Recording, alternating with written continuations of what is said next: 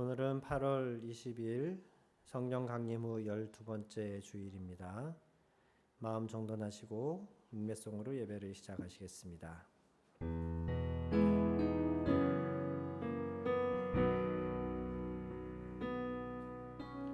주님의 성령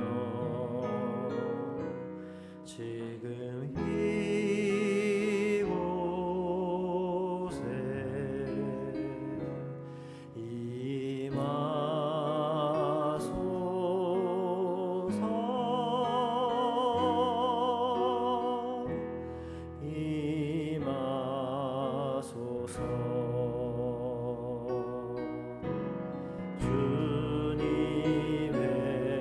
주님의 성령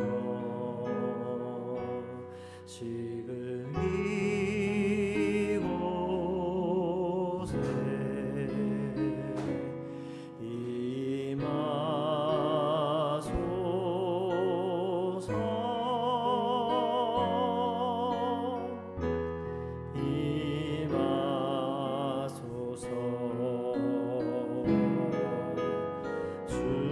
주님의 성령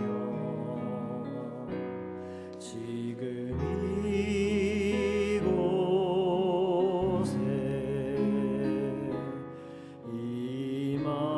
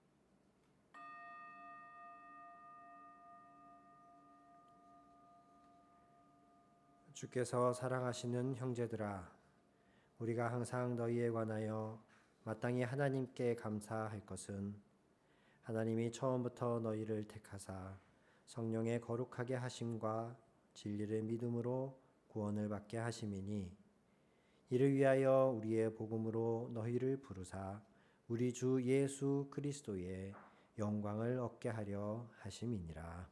아멘.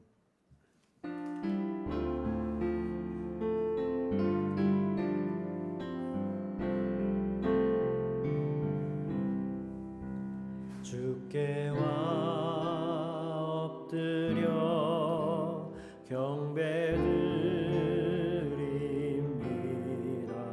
주 계신 곳에 기쁨 가득 무엇과도 누구와도 바꿀 수 없네.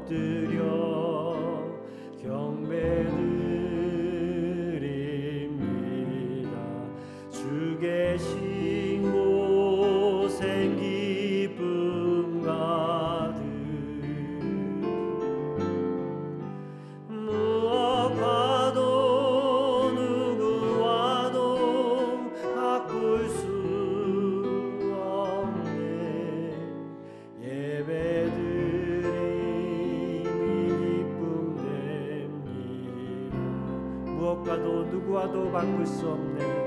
무엇과도 누구와도 바꿀 수 없네. 예배드림이 기쁨 됨이 무엇과도 누구와도 바꿀 수 없네. 무엇과도 누구와도 바꿀 수 없네. 예배드림이 기쁨 됩니다. 예배드림이 기쁨 됩니다. 예배드림이 나의 기쁨 됩니다. 예배드림이 기쁨 됩니다.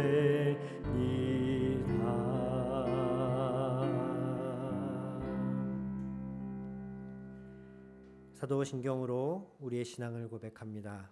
다 같이. 나는 전능하신 하나님 천지의 창조주를 믿습니다. 나는 그의 유일하신 아들 우리 주 예수 그리스도를 믿습니다.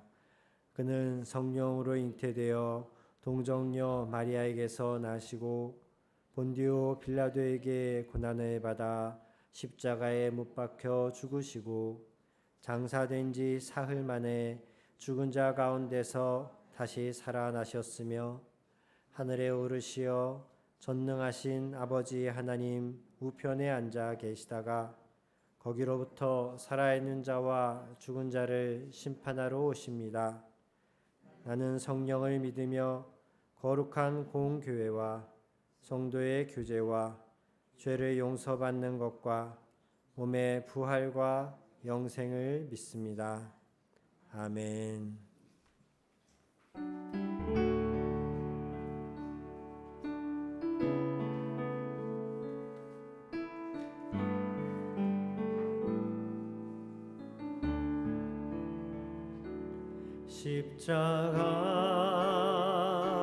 십자가 그 위에 나 죽었네. 그 사랑 내 속에 강같이 흐르는 십자가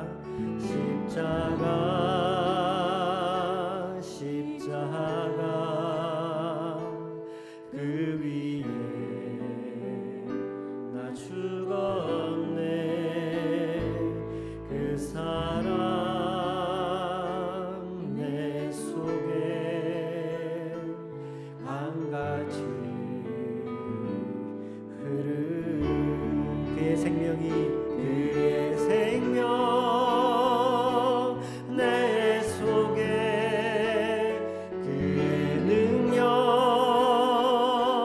내 안에 그의 소망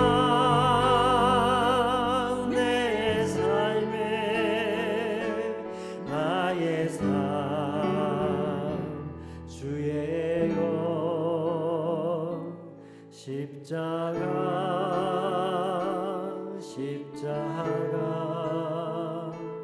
그 위에 나 죽었네. 그 사랑 내 속에 강같이 흐르는 십자가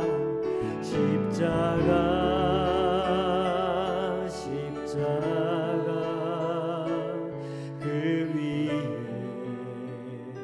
나 죽었네. 그 사랑 내 속에 강같이 흐르는 그 생명이 내 속에 그의 생명 내 속에 그의 능력 내 안에 그의 소망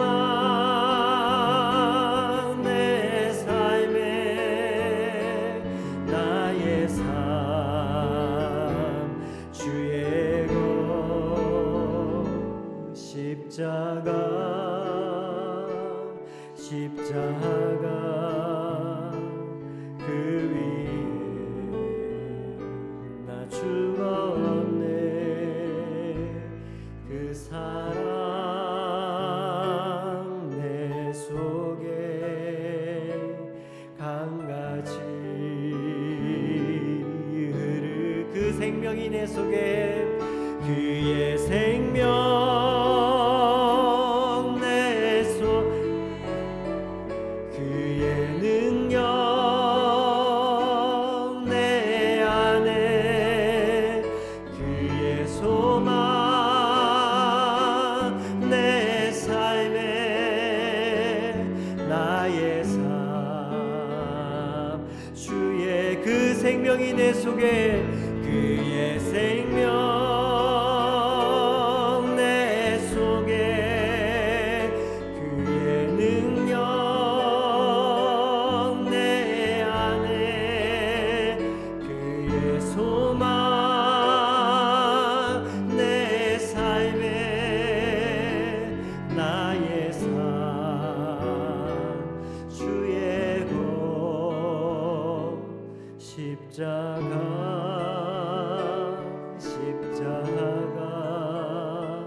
그 수위에 나 죽었네. 그 사랑 내 속에 강같이 흐르 그 사랑 내 속에 그 사랑 내 속에 강같이 흐르 그 사랑이 내 속에 그 사랑 내 속에 강같이 흐르네.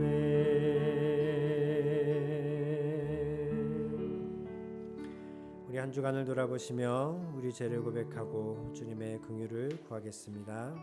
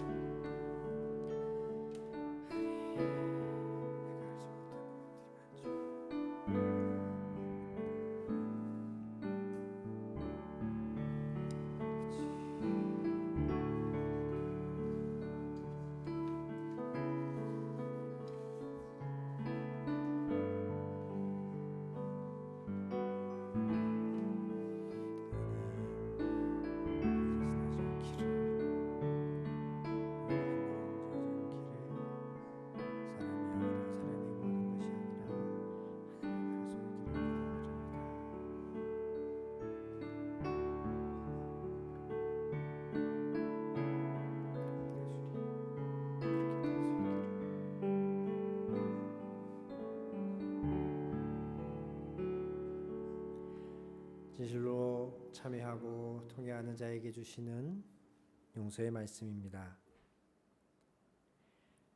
우리가 주님과 함께 죽었으면 우리도 또한 그분과 함께 살 것이요, 우리가 참고 견디면 우리도 또한 그분과 함께 다스릴 것이요, 우리가 그분을 부인하면 그분도 또한 우리를 부인하실 것입니다.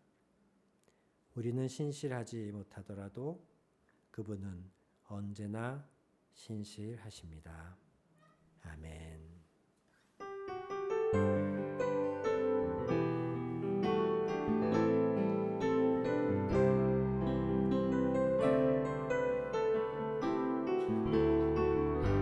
나의 안에 거하라, 나의 안에 거하라. 나는 내 하나님이니 모든 환난 가운데 너를 지키는 자라.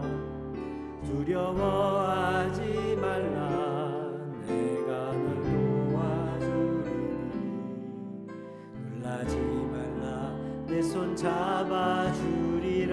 나의 안에 거하라, 나의 안에 거하라. 나는 내 하나님이니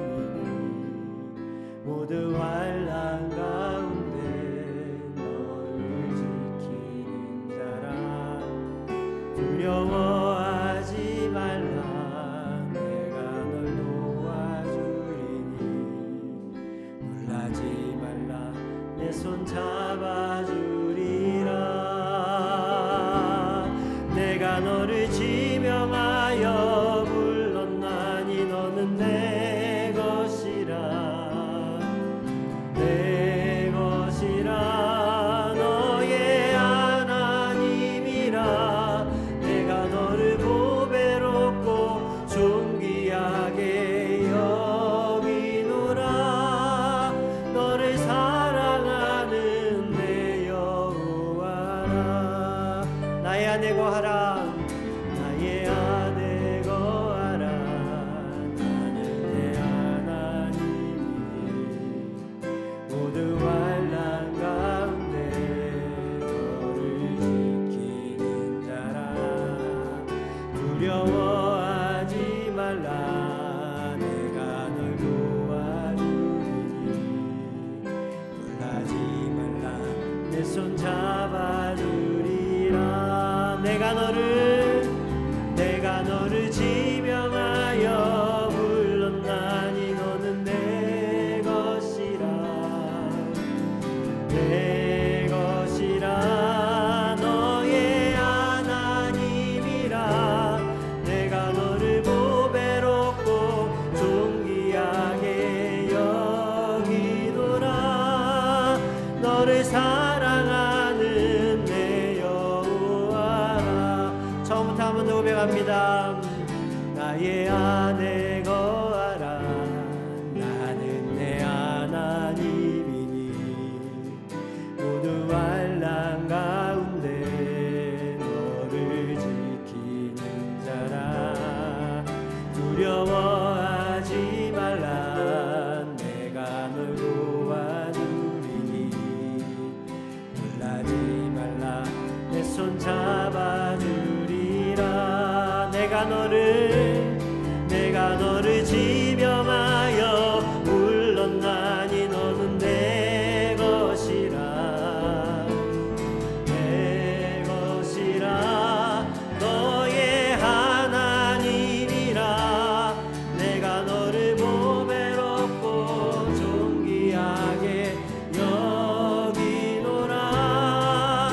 너를 사랑하는 내 여호와. 내가 널 불렀나니 내가 너를 지명하여 불렀나니 너는 내 것이라. 내 것이라. 너의 하나님이라. 내가 너를 보배롭고 존귀하게 여기노라. 너를 사랑하는 내 여호와. 내가 널 불렀나니 내가 너를 지명하여 불렀나니 너는 내 것이라. 내 것이라. 너의 하나님이라. 내가 너를 보배롭고 존귀하게 여기노라. 너를 사랑하는 내 여호와. 내가 너를 지명하여 불렀나니 너는 내 것이라. 내 것이라. 너의 하나님이라. 내가 너를 보배롭고 존귀하게 여기노라.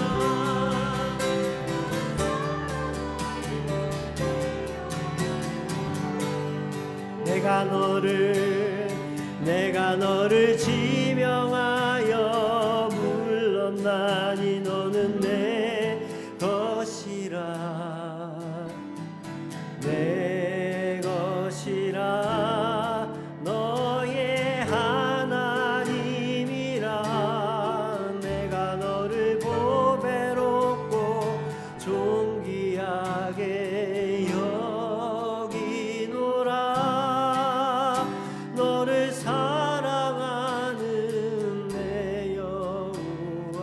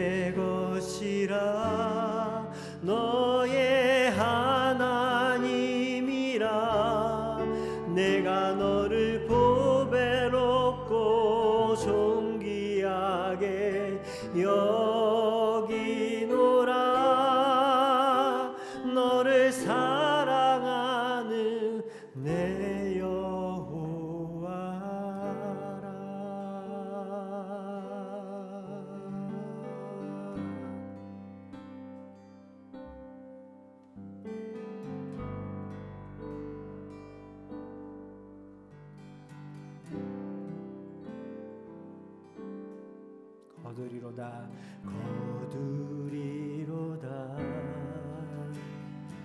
거두리로다 기쁨으로 단을 거두리로다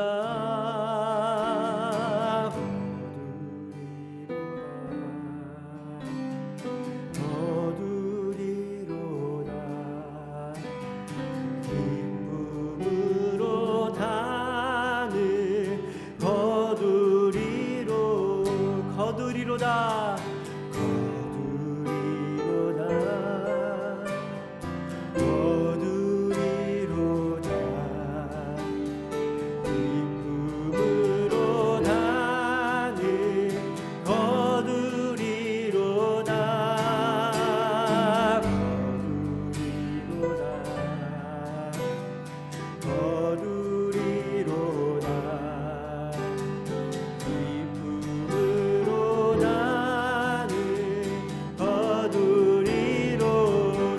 소리로 거두리로다 거두리로다 거두리로다 기쁨으로 단을 거두리로다 거두리로다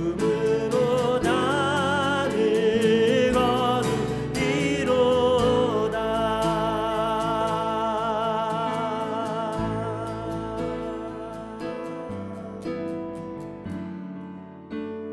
로마서 8장 28절에 말씀하기를 하나님이 사랑하는 자 그 뜻대로 부름받은 자들에게는 모든 것이 합력해서 손을 이룰 것이라고 말씀하고 계십니다. 모든 것이 내게 일어나는 모든 상황이 그것이 좋은 일이건 나쁜 일이건 모든 것이 결국에는 합력하여 손을 이루게 될 것이다. 왜? 그가 하나님이 사랑하는 자이기 때문에 그가 하나님의 부름받은 자이기 때문에 그렇다라고 성경은 말씀하고 있습니다. 그래서 우리는 오늘 이 찬송의 가사처럼 때로는 고단해도 힘들어도 당장 열매가 보이지 않아도 우리는 뿌리고 심어야 하는 것입니다. 그러면 반드시 거둘 때가 있을 것임을 주님이 우리에게 약속하고 계신 줄 믿습니다. 아멘. 다시 한번 이 찬송을 처음부터 하겠습니다.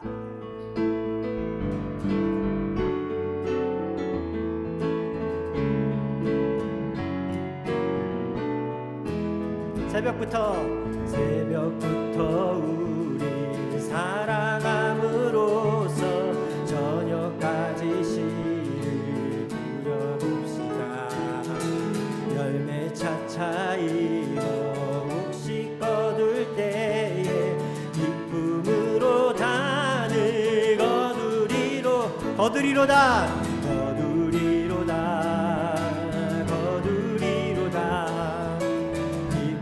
기쁨으로 단을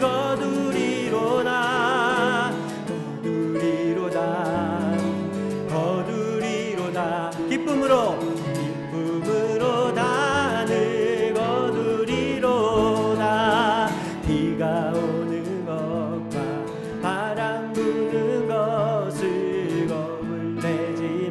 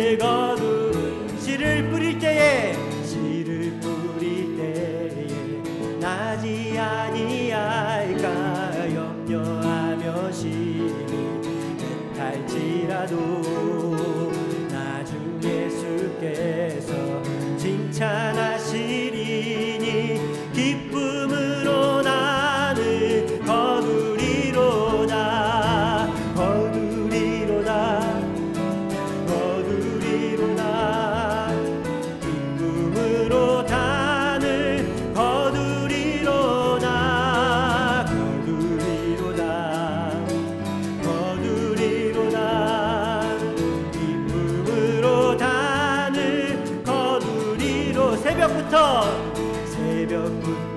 우리 사랑함으로써 저녁까지 누려봅시다. 열매 차차이여 혹시 거둘 때에 기쁨으로 나는 거두리로다. 거두리로다. 기쁨으로 나는 거두리로다.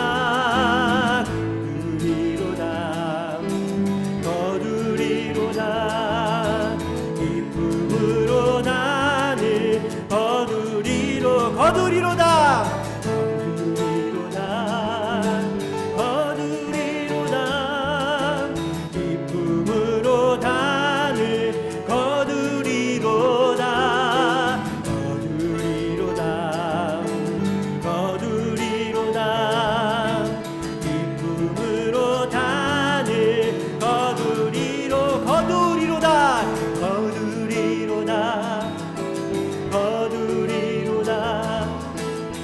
기쁨으로 나는 거두리로다. 기쁨으로 나는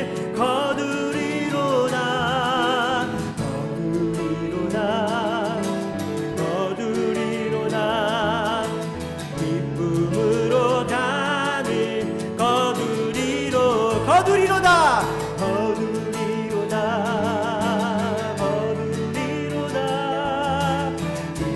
기쁨으로 나는 거두리로다.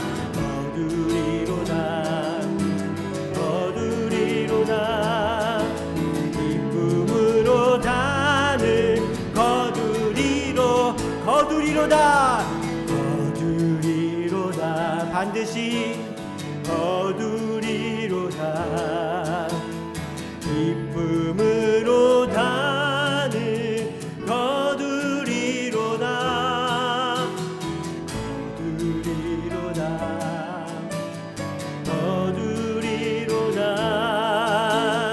기쁨으로 나는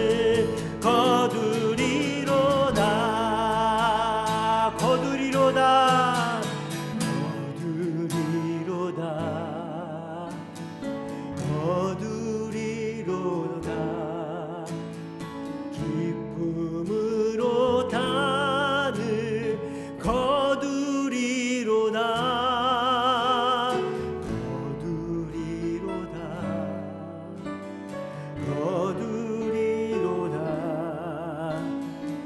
기쁨으로 나는 거두리로다.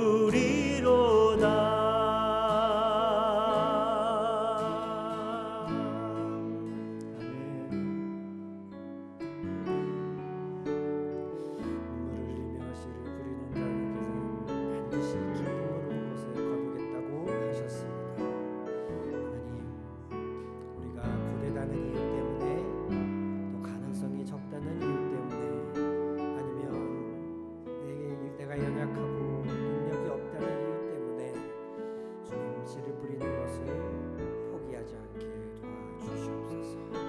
나지 아니하니까 염려하는 것을 멈추고 우리가 끝까지 뿌릴 수 있게 도와주시옵소서.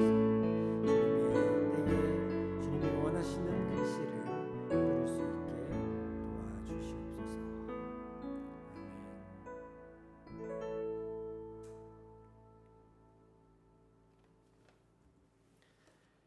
오늘 우리에게 주신 하나님 말씀은 에베소서 5장 15절에서 17절 말씀입니다.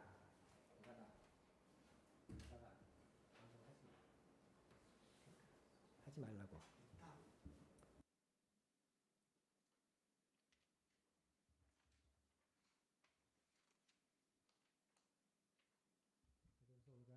에베소서 5장 15절에서 17절 말씀 보겠습니다.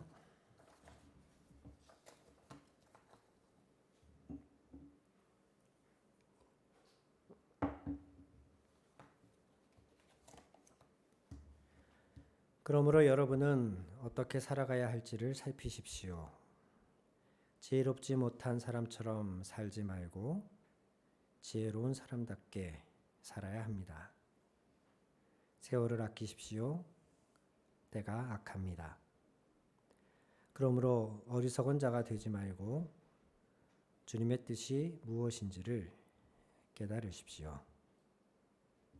아멘. 15절은 그러므로라는 단어로 시작을 합니다. 이 그러므로는 그 앞에 있는 말씀을 받는 것이겠죠. 그 앞에서는 말씀하기를 우리는 빛의 자녀이고 빛의 비추임을 받는 자이고 나아가서 어두움을 빛으로 드러내야 하는 사람입니다. 이렇게 말씀을 하십니다. 그리고 이어지는 말씀이 15절입니다. 우리가 빛의 자녀이기에 빛의 어둠을 빛으로 비춰야 하는 자이기에 그러므로 이렇게 말씀이 이어지는 것이죠. 그런데 15절, 16절, 17절을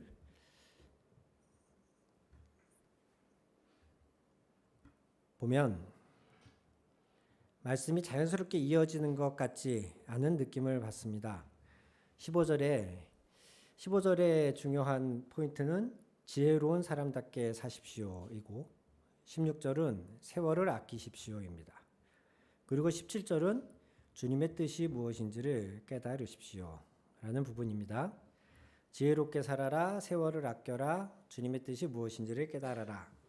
그냥 각각이 서로 별 연관성은 없지만 각각이 중요한 우리에게 주시는 말씀이구나 이렇게 생각되기가 쉬운데요. 조금 더 자세히 들여다보면 사실 15절에서 17절은 굉장히 잘 연결된 한 가지 주제를 이야기하고 있는 것이에요. 15절부터 한번 좀 보겠습니다. 사실 15, 16절은 하나의 문장입니다. 주 문장이 있고 그 주 문장을 꾸며주는 몇 개의 부사구가 있는 그런 문장이에요. 15절의 주 문장은 어떻게 살아야 할지를 살피십시오 하는 부분인데요. 원어에 더 가깝게 해석을 한다면 여러분들은 주의 깊게 살펴서 행동하십시오 라는 의미입니다. 어떻게 살아야 할지를 살피십시오. 개역 개정에서는 어떻게 행할지를 자세히 주의하여 이렇게 번역을 하고 있어요. 행동하라, 살아라 라는 동사를 주의 깊게, 신중하게 라는 부사가 꾸며주고 있는 문장이 주문장이에요. 앞에서 우리는 빛의 자녀입니다. 어둠을 드러내야 합니다. 라고 말했잖아요. 그렇기 때문에 그러므로 우리는 신중하고 주의 깊게 행동해야 합니다. 이렇게 내용이 이어지는 거예요. 잘 살피십시오. 이 살핀다는 단어가 새번역에서는 조금 그래서 번역이 좀 약하게 느껴져요. 그냥 살피십시오 하지 말고 좀 주의 깊게 살피십시오. 뭐 이렇게 좀 강조를 해줬으면 더 언어의 뜻에 가깝지 않았을까 싶어요. 주 문장은 어떻게 살아가야 할지를 잘 살피십시오. 이것이고요. 그러면 어떻게 살지를 주의 깊게 산다는 게 어떤 의미냐? 그 뒤에 나오는 문장이 그것을 보충 설명해 줍니다. 지혜롭지 못한 사람처럼 살지 말고 지혜로운 사람답게. 지혜로운 사람답게. 원어는 여기서 끝나요. 살아야 합니다 라는 단어는 한글 성경에서 우리가 읽기에 편하도록 덧붙인 부분이지 원어는 지혜롭지 못한 사람처럼 살지 말고 지혜로운 사람답게. 그게 끝나요. 그럼 그렇게 지혜로운 사람답게 주의하여 행동하여 살아라 이거죠. 16절도 마찬가지입니다. 세월을 아끼십시오. 이 아끼십시오라고 동사로 맞춤표가 뒤에 붙는 문장으로 번역을 했지만 원래의 문장은 세월을 아끼면서입니다. 즉 지혜로운 사람답게 세월을 아끼면서 여러분이 어떻게 살아야 할지를 주의 깊게 살피십시오. 이렇게 15, 16절이 연결이 되는 거예요. 지혜롭다는 말씀에 우리는 지혜로워야 한다라고 이야기하는데 구약과 신약을 망라하고 성경에서 지혜를 말할 때에는요. 하나님과 연관된 지혜, 더 구체적으로는 하나님을 아는 지혜를 말합니다. 잠언 9장 10절에 말하기를 여호와를 경외하는 것이 지혜의 근본이요 거룩하신 자를 아는 것이 명철이다 이렇게 말씀하고 계세요. 성경에서 구체적인 설명이 없이 그냥 지혜라는 단어를 사용한다 할지라도 성경이 말씀하고 있는 지혜는 하나님을 알고 하나님을 인정하고 하나님의 통치를 구하는, 하나님께 순종하는 사람들이 갖는 지혜를 말합니다. 하나님과의 별개의 세상 사는 지혜, 그런 의미가 아니고 성경에서 지혜로워야 한다라고 할 때에 기본적으로 전제로 까는 것이 하나님이 계시다는 사실을 알고 믿는 그런 지혜를 말하거든요. 그래서 성경은 이것을 인정하는 사람들, 하나님을 알고 믿고 인정하는 사람들을 그냥 지혜롭다고 말해요. 반면에 하나님을 인정하지 않고 또 말씀을 의도적으로 거역하는 사람들을 일컬어서 어리석다라고 말합니다. 지혜로우냐 어리석으냐의 기준이 성경에서는 하나님이 되는 거예요. 그래서 오늘 15절에 여러분은 지혜로운 사람답게 사십시오 라고 할 때의 이 지혜도 기본적으로 여러분은 하나님을 알고 믿고 경외하는 사람답게 라는 의미를 깔고 들어가거든요. 그렇게 인지를 하시고 이어서 16절을 보시면 16절이 세월을 아끼라고 말하는데 이것은 단순히 시간을 절약해서 사용하십시오. 시간을 효율적으로 활용하십시오 라는 의미는 아닙니다. 물론 그것은 당연히 포함하고 있지만 그 뒤에 나오는 문장하고 의미가 잘 이어지질 않아요. 그렇게 되면 여러분 시간을 잘 절약해서 사용하셔야 됩니다. 왜냐하면 때가 악하기 때문입니다. 이게 앞의 의미와 뒤의 의미가 잘 연결이 안 돼요. 때가 악하면 그러니까 이 시대가 악하다 그런 의미잖아요. 이 시대가 악하면 거룩하게 살라고 하든가 뭐 정신 똑바로 차리고 살라고 하든가 이런 문장으로 이어져야 앞뒤 문맥이 연결이 되는데 이 시대가 너무 악합니다 라고 말하면서 시간을 절약하세요. 이게 의미 연결이 모호해지거든요. 그래서 이거를 원어적으로 조금 더 연구를 해보면 16절의 세월이라는 단어에는 카이로스라는 헬라어가 사용이 되었는데 시간을 일컫는 헬라어가 크게 두 가지가 있다는 얘기 많이 들으셨을 거예요. 하나는 카이로스, 하나는 크로노스. 이 크로노스라는 시간의 개념은 특별히 의미가 없는 우리가 그저 막연하게 시간이라고 얘기할 때의 의미예요. 분, 초, 시를 말할 때 그 시간 자체에 별 의미가 없이 그저 그 양이 얼마나 되는지 정도를 의미할 때 그냥 시간이에요. 반면에 카이로스라고 하는 16절의 세월이라는 단어에 쓰인 단어는 어떤 특정한 때를 의미합니다. 모든 일에는 다 때가 있어 라고 할 때의 그때 타이밍이라고도 우리가 이해할 수 있겠고 어떤 기회라고도 번역할 수 있는 그런 개념이 세월에 쓰인 카이로스라는 개념이에요. 그냥 막연하게 하루 24시간 똑같이 주어지는데 그것을 아껴서 잘 사용해야 된다라고 만약에 저자가 썼다면 크로노스라는 시간을 쓰는 게 더 자연스럽습니다. 그런데 굳이 카이로스라는 특정한 때와 기회를 의미하는 단어를 썼다는 것. 그리고 그 뒤에 나오는 악기라는 단어의 의미가 무엇을 되사다, 구속하다, 속량하다라는 의미를 포함하고 있거든요. 여기서 구속은 이렇게 묶어서 끌고 가는 그런 구속이 아니고 구원하고 속량하는 것을 말하죠. 우리가 예수님이 우리를 구속하셨습니다 라고 말할 때 그 구속이에요. 노예로 팔려간 사람을 내가 다시 돈을 주고 사오는 것, 그 사람을 노예 해방해서 속량하는 것, 그런 의미. 되사다, 되찾다, 구속하다. 그러면 원어에 가깝게 16절을 해석하면 카이로스를 단순한 크로노스가 아니는 카이로스를 되사십시오. 카이로스를 속량하십시오. 여러분에게 주어진 기회를 이때를 되찾으십시오. 그런 의미가 돼요. 이렇게 의미 파악을 하시고 뒤에 나오는 단어와 연결을 하면 여러분 지금 시대가 악합니다. 그러므로 여러분에게 주어지는 삶의 모든 기회들을 되사십시오. 되찾으십시오. 구속하십시오. 이런 의미가 됩니다. 이걸 17절까지 설명하고 한꺼번에 설명하겠습니다. 15, 16절을 이렇게 말씀하고 난 저자는 17절에 다시 또 그러므로 라는 단어로 시작합니다. 이 시대가 악하기에 우리는 우리에게 주어진 기회를 잘 선용해야 하고 하나님을 아는 사람답게 지혜롭게 매사를 주의 깊게 행동해야 합니다. 15, 16절의 의미가 그거예요. 하나님을 아는 지혜로운 사람처럼 그 다음에 이 악한 세대에서 내게 주어진 모든 기회들을 잘 선용하는 사람답게 신중하게 우리는 행동해야 됩니다.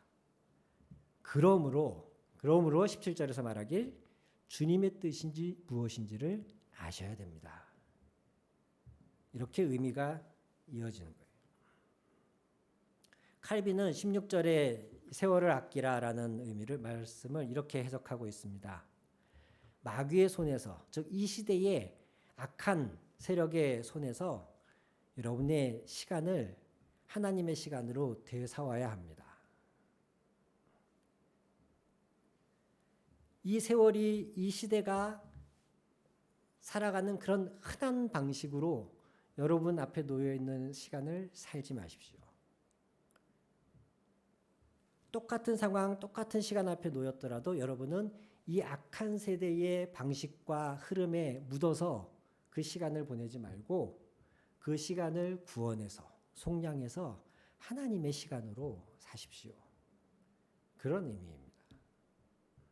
우리가 구속하다, 속량하다 그런 말을 시간을 속량하다 이게 언뜻 와닿지 않으신다면 예를 들어 교회에서 악기 같은 경우도 지금은 경배와 찬양 이런 것이 너무 흔하고 자연스러워서 교회에 드럼이 있는 게 하나도 어색하지 않으시잖아요. 그런데 1980년대, 90년대에 들어설 때 경배와 찬양이 이제 막 전국적으로 일어나고 할 때에는 드럼이란 악기가 교회에 들어오는 것에 거부감이 굉장히 많았습니다. 드럼은 일단 시끄럽잖아요. 그리고 드럼이 사용되는 음악들 같은 경우 중에 메탈이나 하드락 같은 경우들은 일반 사람들이 듣기는 좀 불편하기도 한데다가 그때에 좀 그런 얘기들도 있고 했었어요. 메탈을 하는 사람들 중에는 사탄을 숭배하는 그런 그룹도 있다. 이러면서 드럼이라는 악기를 교회에 들여놓는 것에 굉장히 거부감이 많았거든요. 그런데 이제 많은 시간이 흐르고 그 드럼이라는 악기가 사탄을 숭배하는 데 또 사람들에게 단순한 음악적 쾌감을 주는 데에 사용되는 것이 아니라 이제는 하나님을 찬양하는 데에 사용되는 악기로 개념이 바뀌었잖아요. 교회 안에서 우리가 그것을 자연스럽게 사용하고 있잖아요. 더 거슬러 올라가면 사실 피아노도 마찬가지입니다. 피아노도 처음에 교회로 들어오기 전까지 술집에서 쓰이는 악기였어요. 하프시코드라 그래가지고. 그래서 아마데우스라는 영화에서 보면 그 모차르트가 막 술집에서 술 마시고 막 이렇게 피아노 치는, 근데 우리가 아는 피아노가 아니고 그 이전 버전인 하프시코드라고 하는 그런 악기가 있는데, 그래서 그 악기가 교회에 들어올 때 굉장히 거부감이 많았었어요. 그런데 결국 피아노도 교회에 들어왔고 이제는 하나님을 찬양하는 악기가 되었고 드럼도 마찬가지입니다. 그것을 한 단어로 표현한다면 우리가 믿는 사람들이 드럼이라는 악기를 구속한 거예요. 단순한 인간의 쾌락을 위해서 사단을 숭배하는 데에 쓰일 수 있었던 그 악기를 우리가 데려와서 구속해서 하나님을 경배하고 찬양하는 데에 쓰는 악기로 바꾼 거예요. 너의 세월을 아껴라, 너의 세월을 악한 이 세대로부터 속량해라 라고 하는 의미가 바로 그런 의미입니다. 그렇기 때문에 15, 16, 17절에 지혜로워야 합니다. 즉 하나님을 경외하는 자로서 그 지혜를 가지고 살아야 합니다. 여러분의 시간을 이 세상의 악함에 묻어서 보내지 말고 그것을 속량해야 합니다. 17절에 그러기 위해서 여러분은 주님의 뜻을 알아야 합니다. 라고 하는 이 말씀이 하나로 연결이 되어지는 겁니다.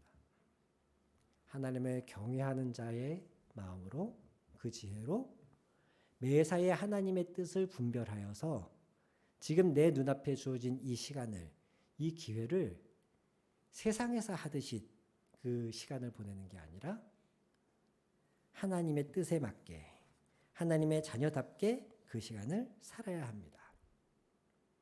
그것을 15절의 첫 문장을 인용하자면 매우 주의 깊게 그렇게 행동해야 됩니다. 이렇게 성경은 말씀하고 있는 겁니다.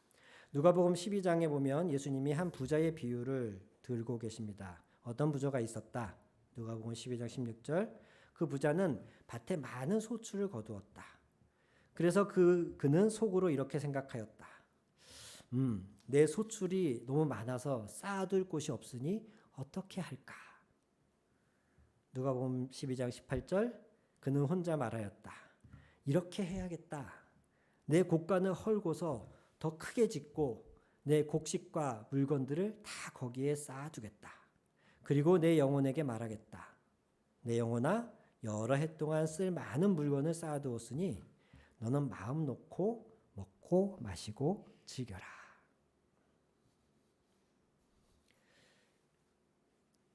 특별히 못됐거나 악한 사람의 계획 같지는 않아요. 평년보다도 어떤 해에 밭에 소출이 많으면 당연히 그 소출을 거둔 사람은 이걸 어떻게 하지? 생각하지 않겠습니까? 그래서 이 사람은 결론을 내리길 내 곡간을 더 크게 지어야겠다. 이 많은 걸 보관하자니 아무래도 증축공사가 필요하다. 이런 결론을 내리고 곡간을 지었어요. 그래서 많은 재물과 많은 곡식을 쌓아놓고 나니 우리말에도 옛말에 곡간에서 인심난다 그랬는데 마음이 편안해지겠죠. 그러면서 자기 영혼에게 말하는 거예요. 혼잣말 하는 거죠. 야, 이제는 마음 놓고 먹고 마시고 즐겨도 되겠다.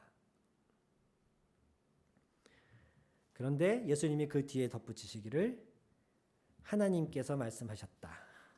어리석은 사람아, 오늘 밤에 너의 영혼을 내게서 도로 찾을 것이다. 그러면 네가 장만한 것들이 누구의 것이 되겠느냐? 자기를 위해선 재물을 쌓아두면서도 하나님께 대하여서 부여하지 못한 사람은 이와 같다. 이렇게 말씀하십니다. 이 부자의 계획이 특별히 악하거나 못된 것이 아닙니다. 그럼에도 불구하고 그는 자신의 삶, 풍년이라고 하는 자기에게 주어진 이 상황을 그냥 그 당시 사람들이 평범하게 생각하는 것대로 생각해서 결론을 내리고 행동을 했어요. 이 사람뿐만 아니라 그 누구라도 이와 비슷하게 행동하지 않았겠습니까? 여러분 갑자기 생각하지도 못했던 상여금이나 아니면은 그 회사가 수익이 늘었다 그래서 여러분들에게 평소보다 더 많은 성과금을 주어진다면 대부분 무슨 생각부터 하십니까? 냉장고를 바꿀 때가 됐는데 하나님이 때 맞춰서 이 돈을 주셨네 라는 생각이 보통 먼저 떠오르지 않습니까? 내가 그동안 갖고 싶었는데 바꾸고 싶었는데 하고 싶었는데 특별히 여력이 없어서 못했던 것들을 이 돈으로 하면 되겠다 라는 생각을 그냥 평범한 사람들은 합니다.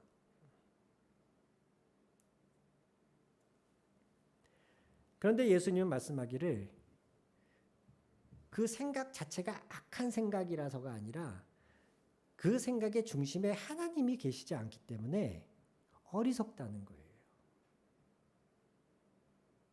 이 부자는 남의 것을 착취해서 자기의 곡간을 채운 사람이 아닙니다. 열심히 농사지어서 거둔 것입니다. 그럼에도 불구하고 그것을 이 풍년으로 거둬들인 것을 어떻게 처리하면 좋을까를 생각할 때에 중심에 하나님이 계셨어야 한다는 거예요. 하나님이 내게 왜 이 복을 주셨을까? 하나님이 내게 왜 이런 상황을 허락하신 걸까? 그래서 17절에 너희는 어리석은 자가 되지 말고 주의 뜻을 깨닫는 자가 되라. 주의 뜻이 뭔지를 깨달아야 이 악한 세대가 하듯이 하지 않고 즉 남들이 하는 것처럼 평범하게 그것을 내가 잘 먹고 내가 잘 살고 내가 먹고 마시고 누리는 데에 쓰지 않고 하나님이 원하시는 그 일을 위하여 내가 그 시간을, 그 곡식을 사용할 수 있게 된다는 겁니다. 이것이 지혜로운 자의 삶이고, 우리는 이렇게 살기 위해서는 어떻게 살아야 될까를 늘 고민하고 진지하게 생각해야 되는 것이에요. 제가 지금도 화곡육동에서 빵 나눔 봉사를 계속해서 하고 있습니다. 2018년부터 해서 지금까지 하고 있습니다. 그 몇몇 사람들이 돌아가면서 수서에 있는 그 제빵 교육장까지 스타렉스 차를 몰고 가서 거기서 교육이 끝난 뒤에 나오는 빵을 그 차에 싣고 다시 여기까지 옵니다. 이걸 금요일에 합니다. 그래서 보통 금요일에 여기서 3시 반 정도에 출발해서 여기 도착하면 8시나 8시 반 그 사이 시간이 됩니다. 하필 금요일이라 오고 가는데 시간이 굉장히 많이 걸리더라고요. 이 봉사를 지금 몇 년째 계속 하면서 봉사로 분명히 시작을 했는데 이걸 하다 보니 야, 이것도 하나의 권력이 될 수 있겠다 라는 생각이 들어요. 실제로 그게 가능하겠더라고요. 내가 빵을 주고 싶은 사람한테 내가 마음만 먹으면 더 많이 줄 수 있어요. 빵, 같은 빵이어도 그러니까 여러 종류의 빵이 막 섞여서 오잖아요. 어떤 사람이 빵을 좋아한다고 말을 해도 모든 빵을 좋아하는 건 아니거든요. 그 중에는 더 좋아하는 빵, 더 선호하는 빵이 있습니다. 이 봉사를 시작했던 초기에는 이것 때문에 싸움도 많았어요. 어떤 분이 자기가 가져가려고 골라놓은 빵을 이렇게 한 보따리 골라놓고 다른 거 하다 보니까 이게 없어졌네? 누가 가져갔어? 막 이렇게 되면서 싸움도 나고 그랬어요. 그걸 내가 마음만 먹으면요, 내가 가까운 사람한테, 나한테 잘해주는 사람한테 그 사람이 원하는 빵을 몰아줄 수가 있어요. 내가 하려고만 하면. 그리고 이 봉사가 계속 지속될 수 있게끔 조금씩 회비를 모으고 있는데 이게 그 자원하는 방식의 회비거든요. 일괄적으로 뭐 한 달에 얼마 이런 식이 아니에요. 내가 마음만 먹으면요, 그 회비도 얼마든지 조작이 가능하겠더라고요.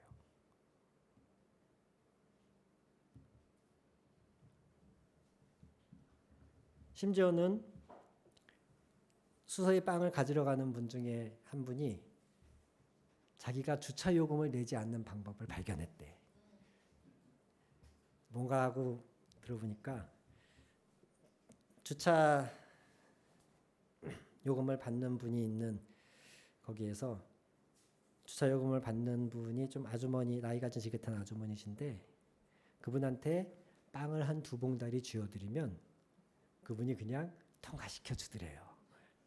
처음에 어떻게 하나 보다 봐야지 하고서 빵을 줘봤더니 그분이 그냥 통과시켜 주더래요. 그러면서 저희가 매번 적게는 1,000원, 많게는 한 4,000원 사이에 이 주차 요금이 발생을 하는데 이렇게 하면 우리가 주차 요금을 아낄 수 있다. 그러면서 자기가 그렇게 해보니까 됐다 그러면서 저를 포함한 다른 분들에게도 막 그 노하우를 이야기해 주더라고요. 이게 세상의 방식입니다. 세상은 그런 걸 지혜롭다 그러고 뭐 별거 되지도 않는 이 빵을 나누는 이걸 하나의 권력 삼아서 내 편을 만들고 내 앞에 사람들 줄 세우고 그게 세상의 방식이에요. 똑같은 기회, 빵 봉사라고 하는 똑같은 기회가 내게 주어졌는데 누군가는 그 기회를, 그 시간을 그냥 남들이 하듯이 자기 자신을 위해서, 자기의 만족을 위해서 사용합니다.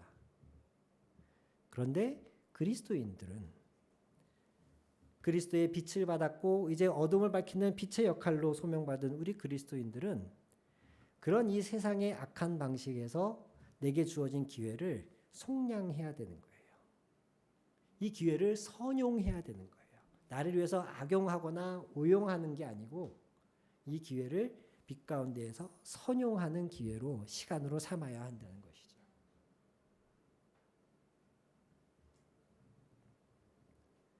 오늘 15절에서 17절 사이에 하시는 말씀이 그런 말씀입니다. 우리는 우리의 삶에 매번 어떤 상황에 어떤 기회 앞에 놓이게 되잖아요.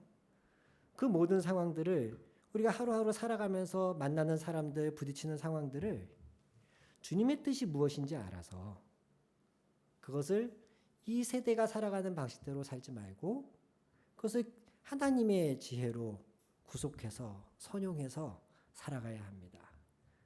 그런 말씀인 거죠. 승진해서 더 높은 지위에 올라갔을 때, 사업이 예상보다 잘 되어서 더 많은 부를 벌어들였을 때에, 내가 한 일이 어떻게 잘 돼서 인지도가 올라가고 인기가 많아지고 주목을 받게 되고 했을 때 기타 등등 그 어떤 상황이든 그 모든 것을 성경은 카이로스라고 말하는 거예요.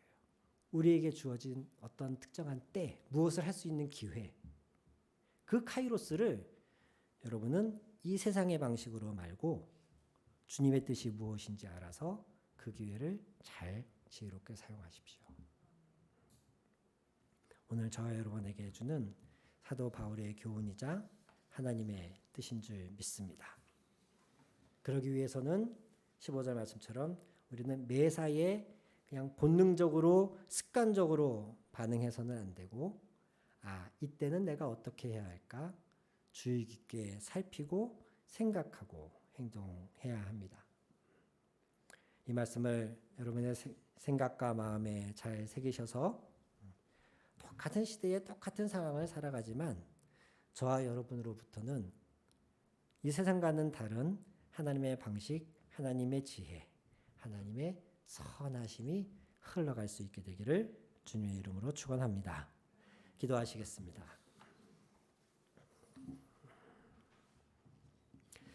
세월을 아끼라. 이 말씀이 시간을 아끼라는 말씀이 아니라 이 악한 세대에 내게 주어지는 삶의 모든 상황을 주님의 뜻으로 잘 선용하라. 이 말씀이라는 것을 우리가 우리의 삶에 좀 적용해 보면서 같이 기도하는 시간을 갖겠습니다.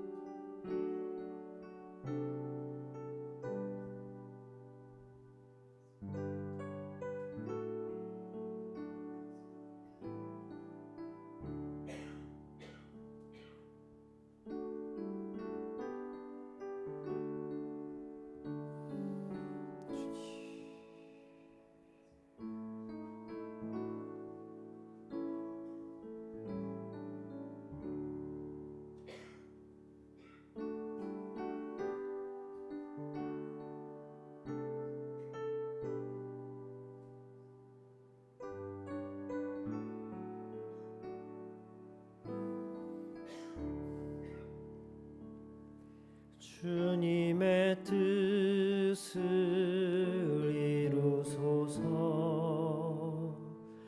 고요한 중에 기다리니 진흙과 같은 날 빚으사 주님의 영상 만드사. 4절 주님의 뜻을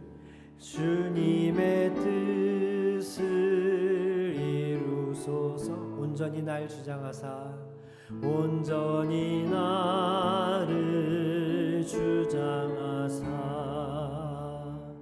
주님과 함께 동행함을 만민이 알게 하옵소서. 1절 주님의 뜻을 이루소서. 주님의 뜻을 이루소서. 고요한 중에 기다리니 고요한 중에 기다리니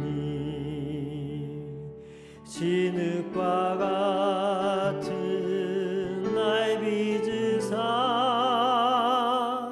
주님의 영상 만드 주님의 뜻을 이루소서. 주님의 뜻을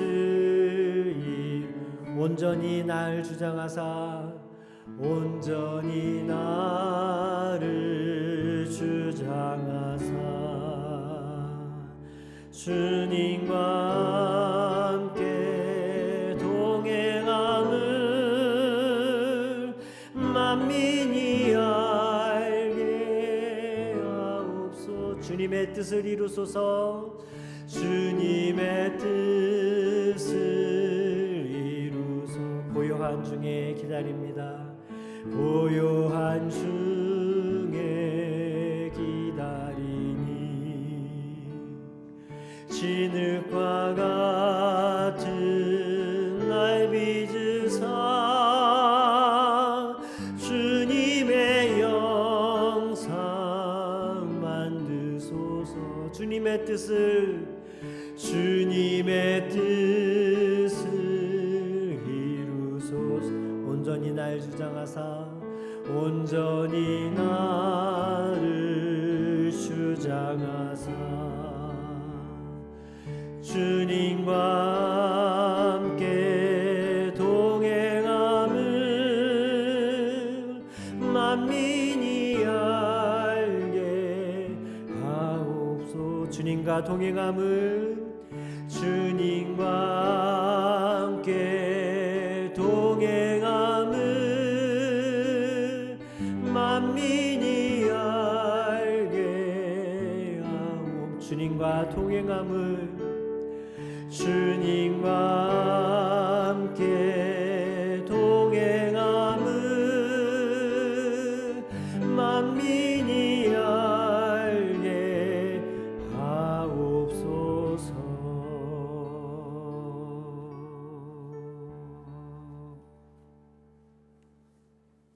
아멘. 자리에서 일어나셔서 드린 예물 위하여 봉헌하시겠습니다.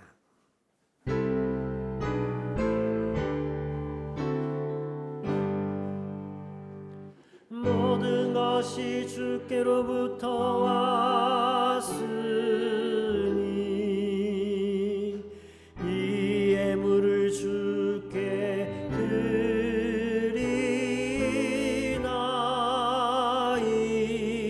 드리나이다.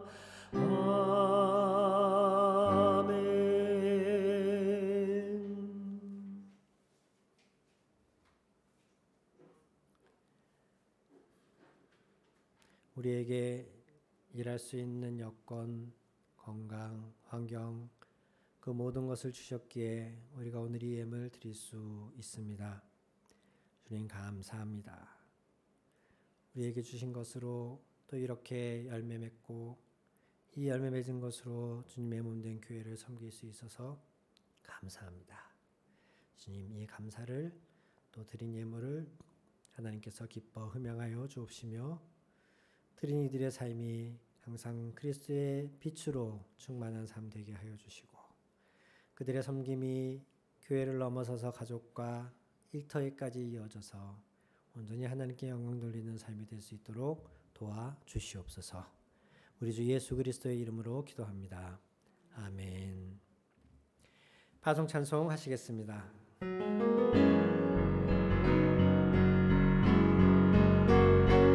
하나님 나라 임하소서.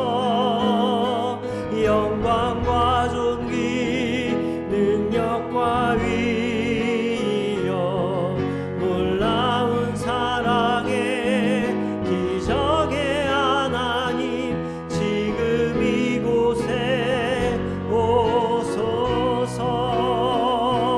하나님 나라 임하소서.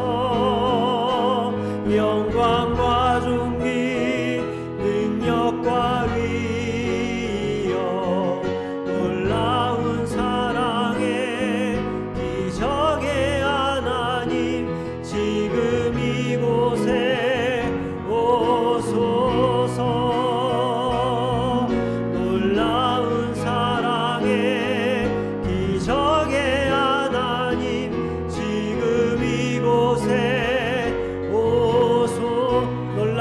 사랑에 놀라운 사랑에 기적의 하나님 지금 이곳에 오소서.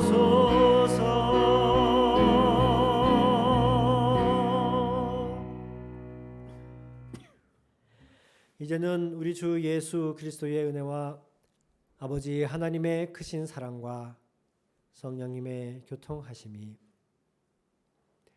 하나님의 뜻을 알고 그것으로 우리에게 주어진 모든 기회들을 주님의 지혜로 잘 선용하기를 다짐하며 다시금 가족과 일터로 나아가는 모든 하나님 자녀 머리 위에 지금부터 영원토록 함께 하실지어다. 아멘.